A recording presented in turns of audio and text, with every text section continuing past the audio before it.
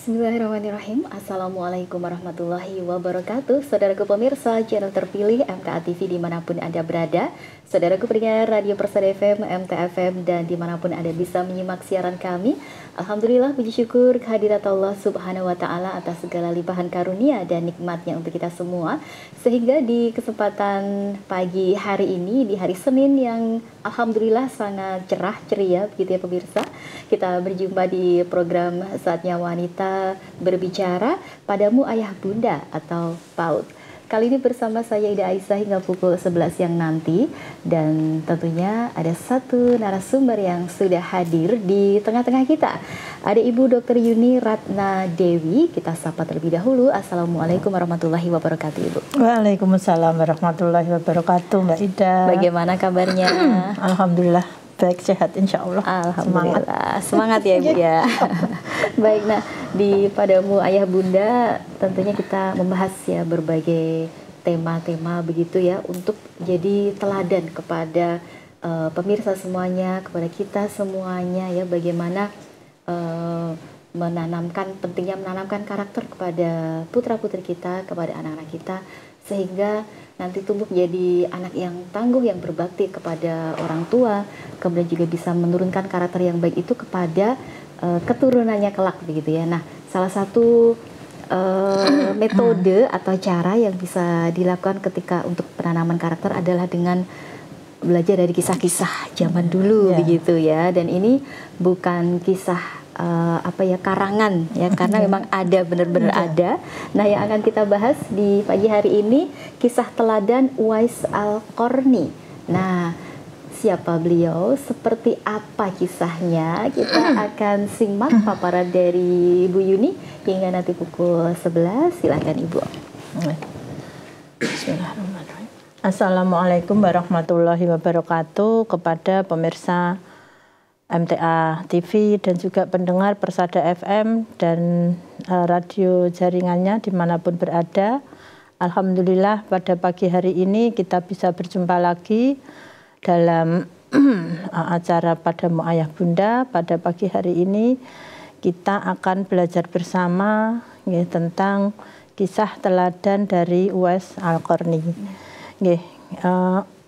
Kisah itu penting kita pelajari, penting kita ketahui, karena dari kisah ini adalah peristiwa-peristiwa pada zaman dulu, dari peristiwa-peristiwa bersejarah yang mengandung nilai moral ya Mbak, mengandung nilai moral, mengandung nilai sosial dan juga rohani yang penting untuk pendidikan akhlak anak-anak kita. Walaupun kisah itu kisah yang baik ataupun kisah yang kurang baik, mengandung kurang baik. Misalkan kalau yang kisah yang kurang baik kan mungkin kita bisa belajar dari kisahnya yang meninggal, siapa itu Mbak, lupa. Itu jadi yang kurang berbakti kepada ayah ibunya.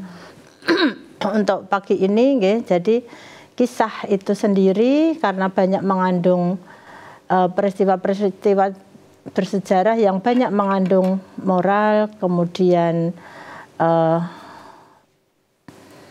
rohani dan sosial tadi, ini sangat penting untuk pendidikan akhlak anak-anak kita, karena memang pendidikan akhlak dalam keluarga itu adalah yang utama ya. Tadi untuk hari ini kita akan belajar bareng tentang kisah Uwais Al-Qarni. Itu kan mengandung banyak sekali kebaikan-kebaikan yang perlu kita ketahui dan mungkin juga perlu kita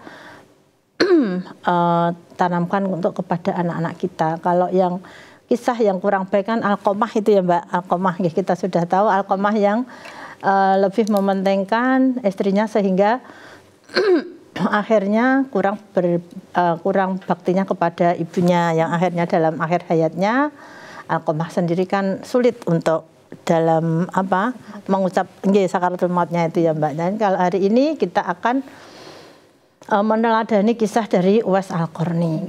Uwais Al-Qarni ini siapa ya? Uwais Al-Qarni ini adalah seorang sahabat tabi'in yang terbaik. Ini sabda Rasulullah. Jadi beliau adalah sahabat tabi'in terbaik. Beliau berasal dari suku Murad, dari negara Yaman. ya dengan nama asli nama yang terkenal beliau yaitu Abu Amr bin Abu Amir al-Juz'i al-Yamani, dari suku Murad tadi, dari bangsa, kalau negaranya Yaman, kemudian daerahnya dari Qoron, makanya namanya Uwais al-Qarni gitu ya, maka biasanya kan karena dari daerahnya itu. Jadi karena dari Qoron, makanya dari mendapatkan julukan Uwais al-Qarni, jadi nama aslinya Uwais ini. Uwais ini mempunyai seorang ibu yang sudah sangat sepuh, sudah tua, kemudian juga penglihatannya berkurang, penglihatan berkurang dan juga sulit untuk berjalan. Jadi kalau bahasanya kan ya buta dan lumpuh seperti itu, dan sudah sangat tua. Dan Uwais ini sebenarnya hanya sebagai penggembala kambing. Jadi Uwais ini sangat tidak dikenal di sukunya, di masyarakatnya itu sangat tidak dipedulikan dan sangat tidak diperhatikan. Kemudian Uwais ini juga karena tadi jadi sangat berkekurangan, jadi untuk memenuhi kebutuhan sehari-harinya, untuk memenuhi kebutuhan dirinya dan ibunya itu hanya dengan menggembala kambing. Itu mungkin juga bukan kambingnya sendiri, jadi kambing buruh gitu, buruh menggembala kambing. Kemudian Uwais sendiri, tapi Uwais ini sangat patuh kepada ibunya, jadi dia sangat patuh kepada, sangat taat kepada Allah dan sangat patuh kepada ibunya. Dan Uwais ini juga dia mempunyai penyakit sopak atau penyakit kusta yang akhirnya kulitnya itu bercak putih seperti itu, Mbak. Seperti itu. Suatu hari itu ibunya ini sangat berkata kepada Uwais, sangat ingin untuk melaksanakan ibadah haji. Uwais ini akhirnya kemudian juga berpikir bagaimana saya bisa membawa ibu saya beribadah haji dengan segala keterbatasan, karena kan tadi hanya sebagai buruh. Pada Yaman ke Mekah itu kan suatu perjalanan yang sangat jauh ya Mbak, sangat jauh, berarti kan memerlukan kendaraan dan bekal harusnya, tapi kan tidak mempunyai kendaraan. Kalau dulu kan mungkin ya unta atau kuda, mungkin ya unta kalau bisa dinaiki dengan ibunya. Akhirnya Uwais ini bagaimana bertekad bagaimana saya bisa membawa ibu saya ke Baitullah. Akhirnya Uwais ini suatu pagi itu membeli seekor anak sapi, Mbak. Seekor anak sapi, dan anak sapi itu dibuatkan kandang itu di atas bukit. Nah, si Uwais ini tiap hari itu anak sapi itu digendongnya, naik turun bukit itu digendong sampai masyarakat sekitar itu, Uwais ini kenapa kok jadi aneh, seperti akhirnya dianggap seperti orang gila kenapa tiap hari kok menggendong anak sapi naik turun seperti itu. Nah, setelah musim haji tiba, ternyata berarti setiap hari kan anak sapinya ini akan bertambah besar bertambah besar dan otomatis bertambah berat. Dan akhirnya juga si Uwais mungkin juga akhirnya tubuhnya juga sudah terbiasa dengan beban berat dan mungkin juga jadi keker gitu ya Pak, jadi keker. Di akhirnya setelah musim haji tujuan Uwais itu apa? Ternyata Uwais berlatih menggendong anak sapi naik turun bukit tadi, ternyata supaya apa? Supaya bisa dia kuat untuk menggendong ibunya melaksanakan ibadah haji ke Baitullah dari jalan kaki dari Yaman sampai ke Mekah. Seperti itu, Mbak. Itu yang luar biasa, yang teladan dari Uwais yang jadi berarti itu kan mengusahakan dengan betul-betul maksimal ya Mbak, berusaha maksimal bagaimana dia bisa memenuhi keinginan ibunya yang sangat mulia, yaitu melaksanakan ibadah haji. Ya, walaupun dengan walaupun dengan segala keterbatasan tadi, karena memang tidak mempunyai angkutan, istilahnya tidak mempunyai yang bisa untuk membawa ibunya, hanya melatih dirinya sendiri bagaimana saya kuat menggendong ibu saya berjalan dari Yaman ke Baitullah, ke Mekah. Nah, saat sampai kemudian akhirnya alhamdulillah bisa jadi perjalanan tadi Uwais menggendong ibunya dari Yaman sampai ke Mekah dengan menggendongnya, dan setelah sampai di Baitullah akhirnya ibunya ya bahagia saat tawaf di depan Ka'bah, itu ibunya luar biasa. Kemudian ibu dan anak ini berdoa, Uwas berdoa mendoakan ibunya, ya Allah ampunilah dosa ibuku.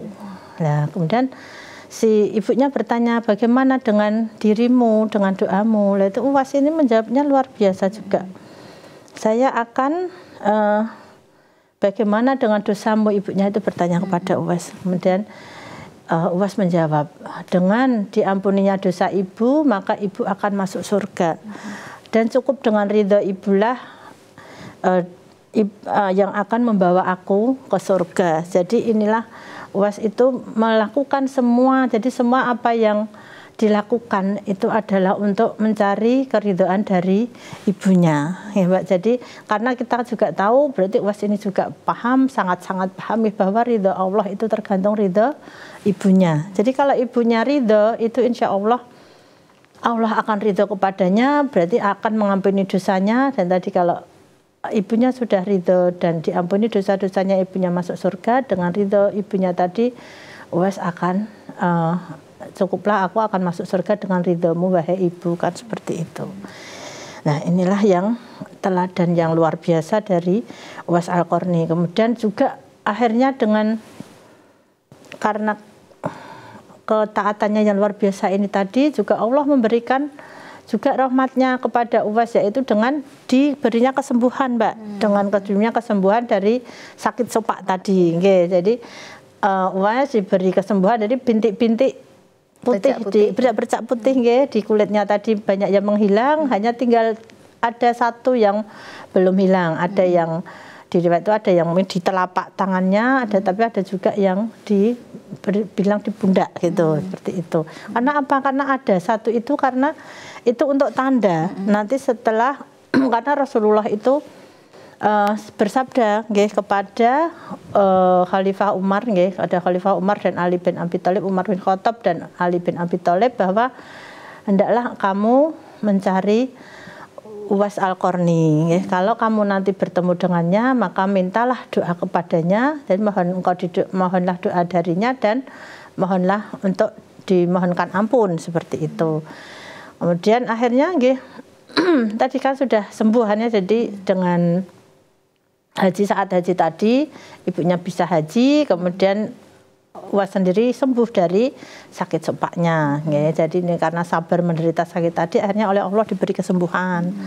Seperti itu, akhirnya pulang ke Yaman. Dan suatu saat juga karena kecintanya kepada Rasulullah SAW, si Uwas ini sangat-sangat ingin bertemu dengan Rasulullah. Jadi waktu di Mekah itu belum bertemu Rasulullah ya Mbak. Jadi Uwas ini sangat ingin bertemu dengan Rasulullah, tapi juga sangat itu ditahan terus, masih ditahan untuk karena mengingat ibunya, mengingat ibunya yang masih harus dirawatnya setiap hari di rumah.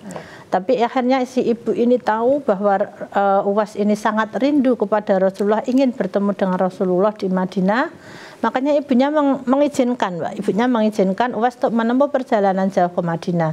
Tapi di Weleng itu Mbak, diberi pesan, ya boleh kamu ke sana, tapi cepat pulang ya nak, seperti itu. Ya dengan senang hati, dengan semangat, akhirnya Uwas ini pergi ke Madinah, dan alhamdulillah sampai di Madinah itu langsung menuju ke rumah Rasulullah. Nah Rasulullah terus ternyata saat itu Rasulullah sedang tidak ada di rumah, sedang bepergian, dan mungkin beberapa hari baru kembali. Akhirnya hanya bertemu dengan Bunda Aisyah, terus akhirnya tapi kalau mau menunggu Rasulullah berapa hari, padahal Uwas ini sudah dipesan tadi oleh ibunya, kalau sudah sampai sana hendaknya kamu segera pulang, karena taatnya kepada ibunya, akhirnya dengan berat hati Uwas segera pulang tanpa bertemu dengan Rasulullah tadi, Tapi ternyata Rasulullah diberitahu oleh Allah bahwa ada Uwas Al-Qarni yang ingin bertemu, Akhirnya begitu pulang dari keperluannya tadi, pergiannya, bertanya kepada Bunda Aisyah, apakah selama aku tinggal ada yang mencari aku? Dan Bunda Aisyah iya, yaitu Uwais Al-Qarni dari Yaman kan seperti itu. Kemudian Rasulullah tadi bersabda seperti tadi ya Mbak kepada Khalifah Umar bin Khattab, dan kepada Umar berarti belum jadi khalifah ya waktu itu. Jadi kepada Umar bin Khattab dan Ali bin Abi Thalib, bahwa itu juga termasuk pada Abu Bakar Mbak. Ada Abu Bakar masih ada, beliau bertiga ini itu mendengar kali suatu saat kalau kamu bertemu Uwais Al-Qarni maka mintalah doa dan mohon untuk dimohonkan ampun kepada Allah, seperti itu. Kemudian itu sudah lama, akhirnya lama seperti itu. Kemudian Uwais Al-Qarni ini karena tadi masih mempunyai ibu, jadi memang terus tidak melakukan perjalanan jauh lagi ke Madinah maupun ke Mekah, ya, seperti itu. Sampai beliau Rasulullah Shallallahu Alaihi Wasallam ini wafat, seperti itu Mbak. Jadi inilah Uwais Al-Qarni, jadi karena taatnya kepada ibunya, sebenarnya rindunya kepada Rasulullah ini belum ini karena belum terbayarkan karena masih belum bertemu Rasulullah ya Mbak. Tapi karena ketaatannya kepada ibunya untuk tadi sudah dipesan kalau sampai sana kamu segera pulang. Karena memang ibunya ini hanya kalau seperti sekarang dititipkan kepada tetangga atau saudaranya untuk mengawasi ibunya tadi di rumah, merawat karena ibunya tadi ya Mbak lumpuh dan buta dan sudah sepuh tadi, sudah sangat tua. Kemudian Uwais ini sudah, jadi Uwais ini melakukan perjalanan lagi ke Mekah itu setelah ibunya wafat Mbak. Setelah ibunya wafat itu baru Uwais ini melakukan perjalanan, dan ketiga ini sahabat Rasulullah tadi Abu Bakar, Umar dan Ali ini setiap kali ada kafilah atau rombongan dari Yaman itu mesti selalu menanyakan Uwais Al-Qarni, menanyakan Uwais. Sampai kenapa selalu Uwais selalu ditanyakan sampai seperti itu. Padahal tadi Uwais ini di kalangan penduduknya sendiri tidak dikenal, tidak dikenal karena dan tidak begitu dipedulikan dan diperhatikan ya Mbak, karena hanya tadi sebagai buruh penggembala kambing tadi, tapi karena sangat baktinya kepada orang tuanya, kepada terutama di sini ibunya, jadi belum betul-betul Uwais sangat menginginkan keridhaan dari ibunya. Ini beliau betul-betul tidak, jadi sangat jarang meninggalkan ibunya, tadi sama yang pelajaran di sini yang betul-betul menjadi kita pelajaran untuk kita itu jadi tentang haji tadi ya Mbak. Jadi akhirnya menggendong tadi dari Yaman sampai ke Mekah tadi itu kan luar biasa. Manual jadi ya Bu ya.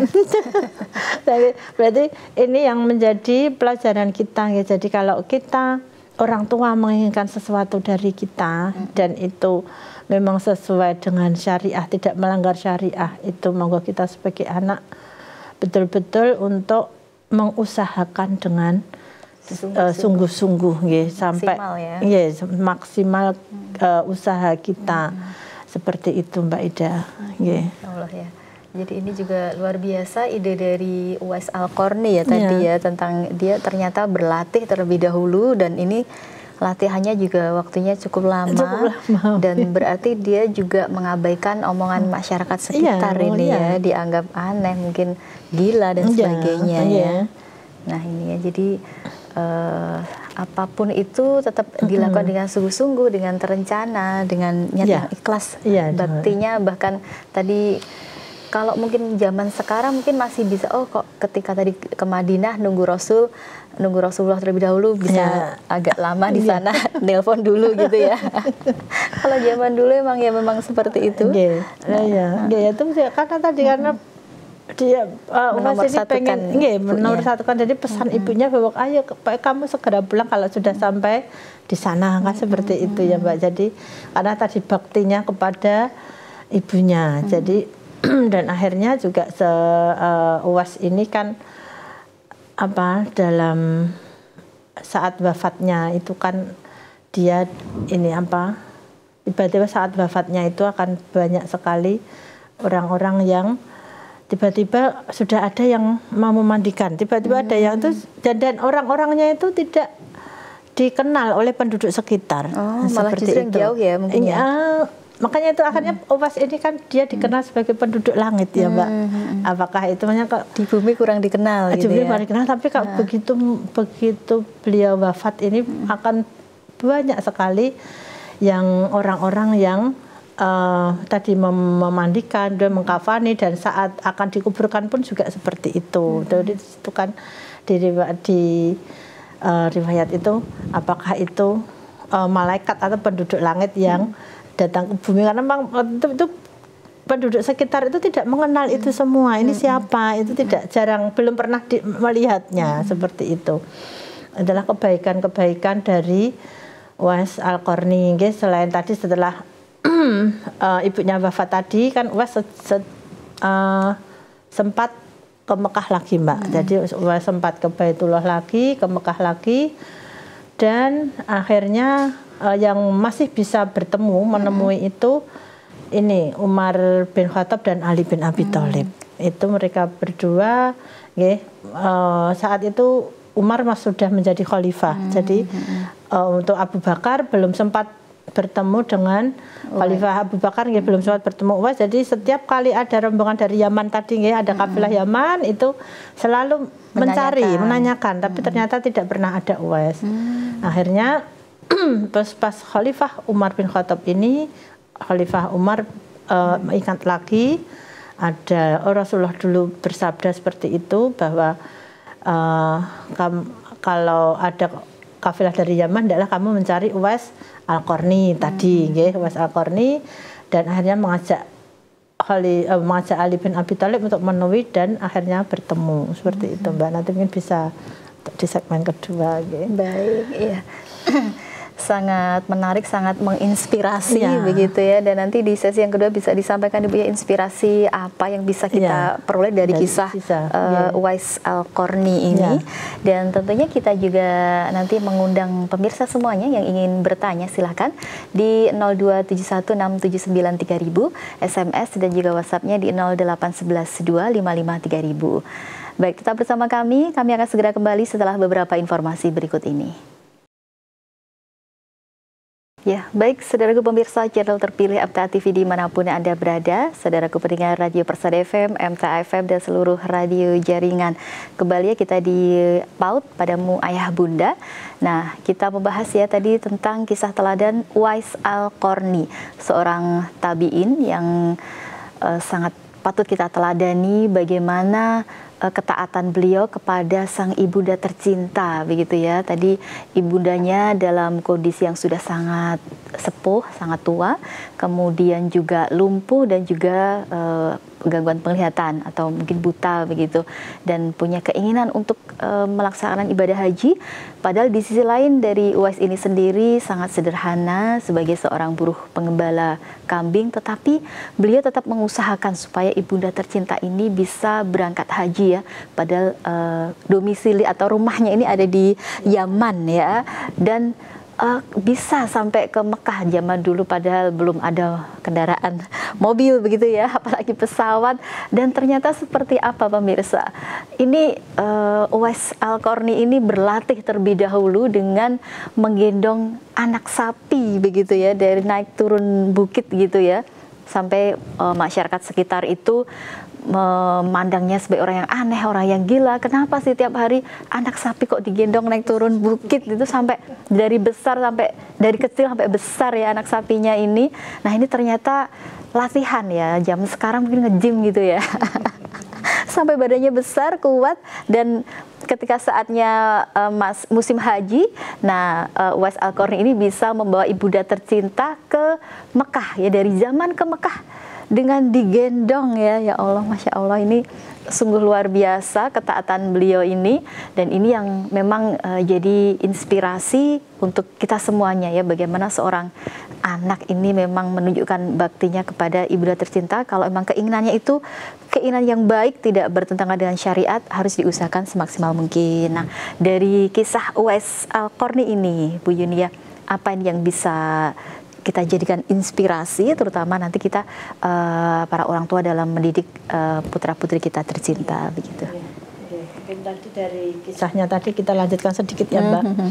Tadi setelah Rasulullah wafat, kan sebelum wafat kan Rasulullah sudah bersabda kepada sahabatnya yang 3 sahabat ini, yaitu Abu Bakar, Umar dan Ali ini mendengar sabda Rasulullah bahwa kalau kamu bertemu dengan Uwais Al-Qarni maka mintalah untuk didoakan dan dimintakan istighfar atau ampunan kepada Allah tadi ya Mbak. Nah ini setelah ibu dari Uwais ini meninggal, akhirnya Uwais bisa lagi melakukan perjalanan ke Mekah. Dan alhamdulillah, jadi kalau Khalifah Abu Bakar ini belum sempat bertemu dengan Uwais karena setiap kali ada kafilah dari Yaman ke Mekah itu Uwais belum pernah ikut. Tapi ternyata suatu saat Uwais ini ikut rombongan kafilah Yaman dan alhamdulillah Umar bin Khattab dan Ali bin Abi Thalib bisa bertemu dengan Uwais. Saat itu pun waktu Umar bin Khattab dan Uwais ini dan Ali bin Abi Thalib menanyakan kepada rombongan itu juga awalnya banyak yang tidak tahu Uwais siapa. Banyak namanya Uwais dari Qaran atau Uwais Al-Qarni tadi. Loh, dia itu hanya seorang pengembala kambing seperti itu. Jadi banyak yang tidak kenal. Terus apakah yang engkau maksud adalah Uwais si pengembala kambing seperti itu? Akhirnya mungkin bisa jadi dan akhirnya dipertemukan Uwais dengan Khalifah Umar bin Khattab dan Ali. Kemudian setelah bertemu tadi, karena tadi masih ada tanda tadi ya Mbak, masih ada tanda bercak putih di telapak tangannya tadi. Akhirnya yang itu juga sudah disabdakan oleh Rasulullah. Akhirnya Khalifah Umar dan Ali ini yakin bahwa inilah Uwais Al-Qarni yang dimaksud oleh Rasulullah karena dengan tanda tadi bercak putih di sisa dari penyakit supaknya yang dulu. Kemudian saat itulah Umar bin Khattab dan Ali bin Abi Thalib itu mohon untuk didoakan oleh Uwais ini dan juga dimohonkan ampun kepada Allah. Kemudian Uwais tapi Uwais sangat tawadhu Mbak. Jadi maksudnya dia juga tawadhu. Tidak mungkin ya Khalifah engkau, ya Umar engkau seorang khalifah. Kenapa harus saya yang memintakan, engkau meminta doa kepadaku dan untuk saya mintakan ampun kepada Allah. Kemudian Umar dan Ali ya tadi akhirnya menyampaikan bahwa Rasulullah sempat bersabda yang tadi, kalau kamu bertemu Uwais hendaklah itu. Akhirnya Uwais sendiri pun mau mendoakan Khalifah Umar dan Ali bin Abi Thalib dan juga mau memintakan ampun, tapi karena sifatnya yang sangat tawadhu dari si Uwais ini mohon kepada Khalifah Umar dan Ali untuk tidak menceritakan sabda Rasulullah tadi kepada yang lain. Jadi Uwais tidak ingin dikenal oleh banyak orang. Kalau mungkin banyak yang mendengar sabda Rasulullah kan mungkin akan banyak yang datang ya Mbak, datang untuk dimintakan meminta doa kepada Uwais dan juga dimohonkan ampun. Tapi Uwais tidak mau diviralkan, tidak mau diviralkan kalau sekarang ya Mbak. Dan saat itu juga sebenarnya Khalifah Umar ini kan melihat keadaan Uwais yang sederhana ya Mbak, mungkin sangat sederhana, mungkin juga bisa jadi berkekurangan kalau mungkin sekarang ya. Fakir mungkin seperti itu sekarang. Tapi dan saat itu Umar menawarkan untuk diberikan istilahnya dana dari Baitul Mal, santunan kan boleh ya Mbak karena fakir. Tapi kan waktu ditanya kamu setelah dari sini kamu akan pergi kemana? Saat itu ditanya oleh Khalifah Umar akan ke Kufah seperti itu. Tapi ya kalau ke Kufah nanti kamu oleh Khalifah Umar mau Gubernur Kufah akan diberi kabar bahwa Uwais akan ke sana seperti itu. Tapi Uwaisnya sendiri tidak mau, sahabat Uwais ini tidak mau, tidak usah ya Khalifah, saya sudah senang dengan keadaan saya yang sekarang, saya sudah cukup dengan keadaan saya yang sekarang. Jadi Uwais ini juga zuhud tadi ya Mbak, zuhud juga, tawaduk juga, jadi memang betul-betul tidak mementingkan dunianya seperti itu. Dan juga yang inspirasi lagi mungkin yang bisa kita ambil dari Uwais ini, yang pertama tadi dia sangat berbakti kepada ibunya. Jadi Uwais ini sangat seperti di Quran surat Al-Isra ayat 23 bahwa memang kita setelah kita beriman kepada Allah, kita tidak menyekutukan dengan sesuatu atau apapun kepada Allah Subhanahu wa taala. Yang kedua yaitu kita harus wajib berbakti kepada orang tua kita. Ya, jadi UAS sangat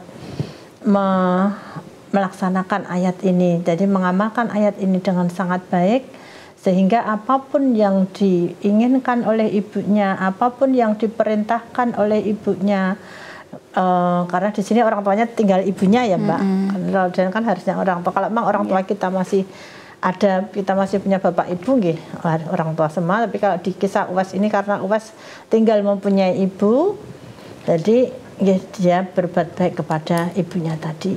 Jadi UAS ini berbuat baik kepada ibunya itu untuk mengamalkan perintah Allah Subhanahu wa taala.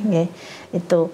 Jadi kemudian tadi UAS sangat sabar saat dia mengidap sakit sopak tadi, sangat sabar dalam mengidap sakit sopak, dan juga UAS ini sangat sabar dalam merawat ibunya tadi, Mbak. Padahal ibunya sakit tadi tua, kemudian buta dan lumpuh. Berarti kan kemana-mana memang harus digendong tadi ya Mbak. Kemana-mana digendong sampai tadi akhirnya haji pun, melaksanakan ibadah haji pun digendong dari Yaman ke Mekah. Inilah inspirasi kita. Jadi kalau kita mempunyai orang tua yang mungkin orang tua kita menginginkan sesuatu dari kita, anak putra putrinya itu, apalagi lansia, lansia ini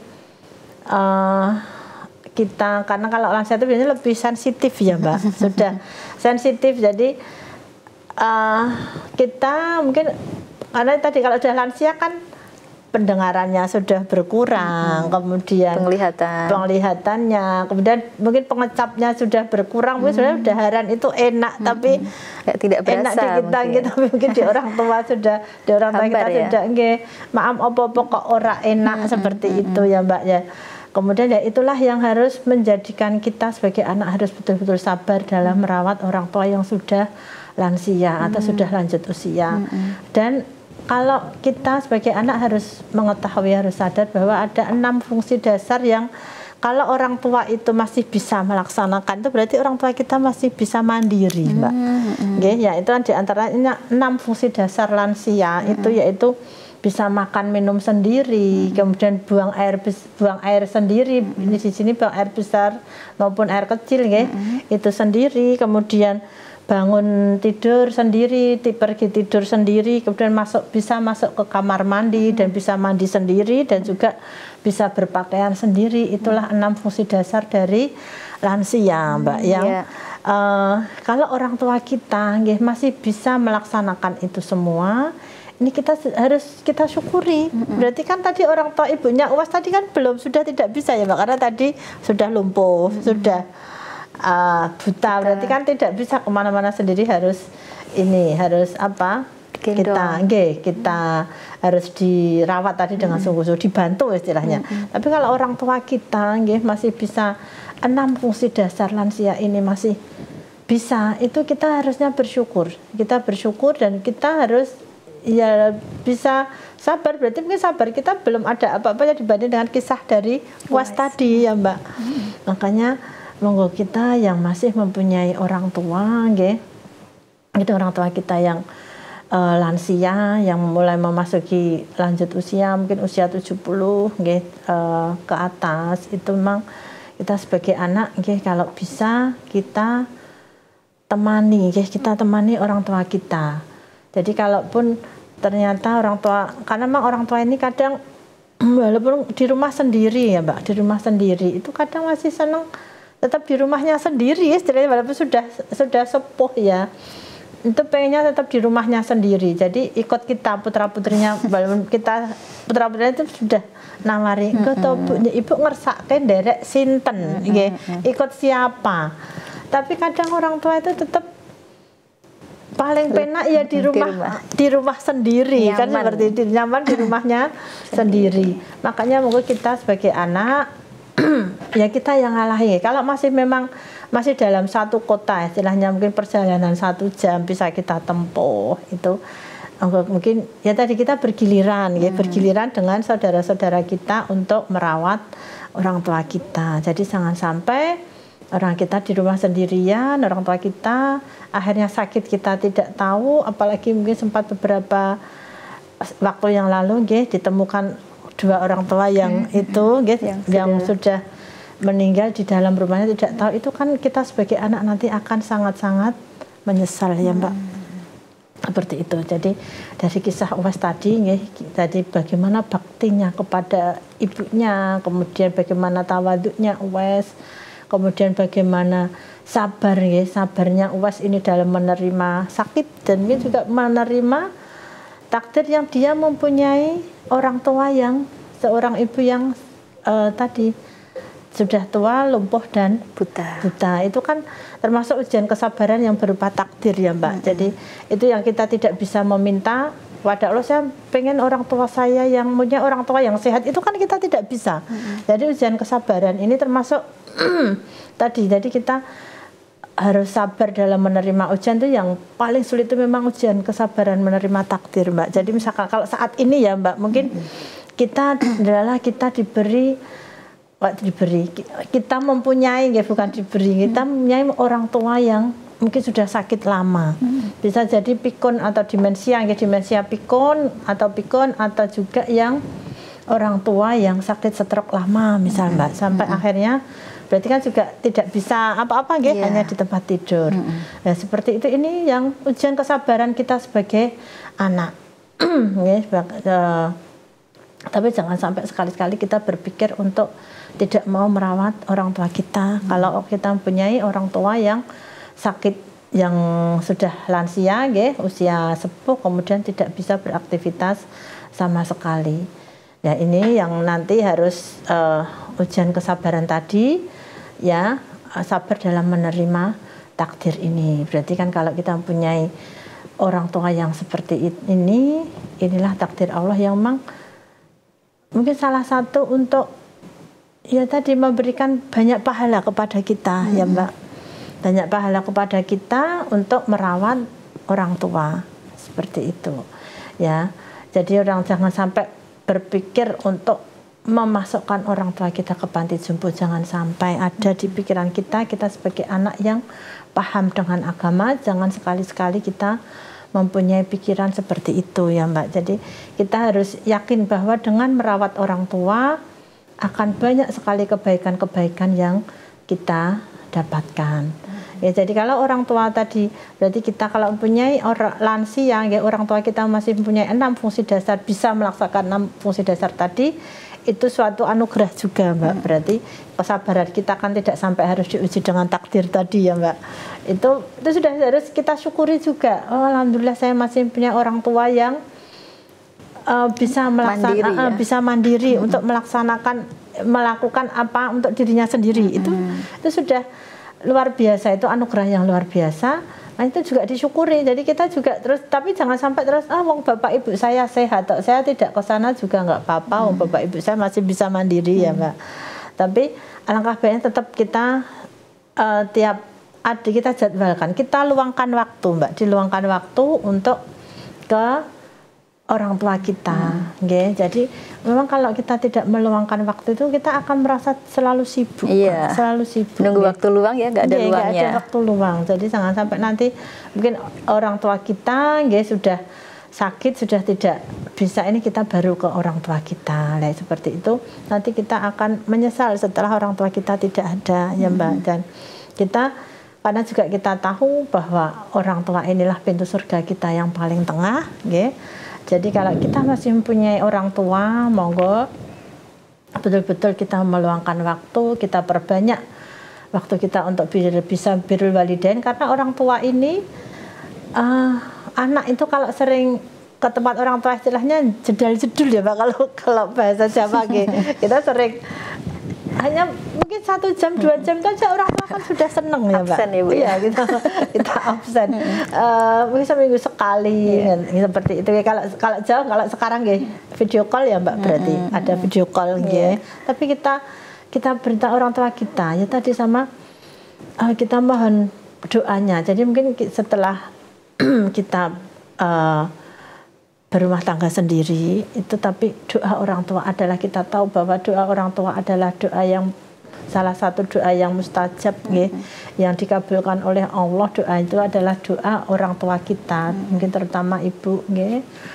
Jadi monggo kalau kita masih mempunyai orang tua, itu sering-seringlah mohon maaf kepada orang tua kita minta ridho kepada orang tua kita, dan kita mohon doanya untuk diri kita dan keluarga kita. Selain kita juga mendoakan orang tua kita, ya Mbak Ida. Jadi inilah yang sangat harus selalu kita mohonkan kepada Allah untuk kebaikan orang tua kita, terutama supaya orang tua kita, bagaimana nanti orang tua kita ini betul-betul husnul khotimah, ya Mbak.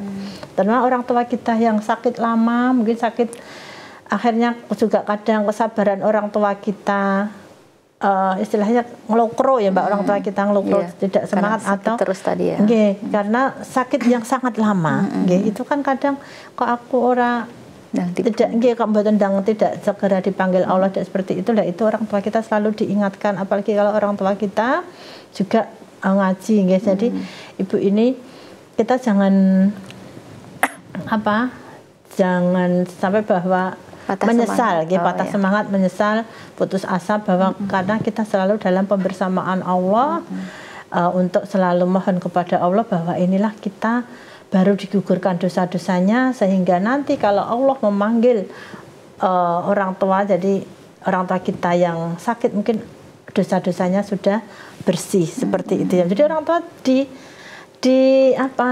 diingatkan dan digembirakan, ya Mbak. Diingatkan untuk selalu gembira bahwa ibu gerah niki dosa-dosanya baru digugurkan Allah, dan Allah selalu membersamai ibu, kan seperti itu. Dan seperti inilah yang kita, jadi orang tua kalau sedang sakit itu memang sangat perlu dibersamai oleh anak-anaknya, supaya supaya orang tua tidak banyak mengeluh, jadi untuk dibesarkan hatinya untuk selalu dalam keimanan, Mbak, dalam keimanan. Ya, inilah yang dibutuhkan orang tua kita itu kadang seperti itu. Jadi bukan hanya sekedar materi, ya Mbak, bukan hanya sekedar materi, tapi lebih ke bagaimana orang tua kita menerima sakitnya itu dengan sabar, dengan nyaman, dan nanti yang kita harapkan semuanya kan berarti kan ke husnul khotimah, ya Mbak. Husnul khotimah, betul-betul orang tua kita yang saat ini mungkin sakit, jadi kita dan orang tua kita sama-sama sabar dalam menghadapi itu takdir Allah, itu, dan nanti mendapatkan husnul khotimah, dan semoga juga dosa-dosanya sudah digugurkan Allah, sudah habis karena kesabarannya dalam sakitnya itu, seperti itu, Mbak. Baik, Masya Allah. Banyak sekali pelajaran yang diberikan untuk hari ini, Ibu, ya, tentang tadi dari Uwais Al-Qarni, dan tentu saja tadi bagaimana kita membersamai orang tua kita hingga masa tua, senja, bahkan ketika sakit, bagaimana kita terus membesarkan hati orang tua kita supaya tetap bersabar, begitu, ya. Baik, terima kasih sekali Ibu untuk kehadirannya di studio. Tidak terasa memang kita harus segera akhiri. Selamat melanjutkan aktivitas kembali. Assalamualaikum warahmatullahi wabarakatuh. Waalaikumsalam warahmatullahi wabarakatuh. Baik, saudaraku pemirsa channel terpilih MTA TV dimanapun Anda berada, saudaraku pendengar Persada FM, MTA FM, dan juga seluruh radio jaringan. Alhamdulillah, untuk kesempatan pagi hari ini, PAUD Padamu Ayah Bunda, kita akhiri sampai di sini. Semoga bermanfaat untuk kita semua. Saya Ida Aisyah Modiri. Assalamualaikum warahmatullahi wabarakatuh.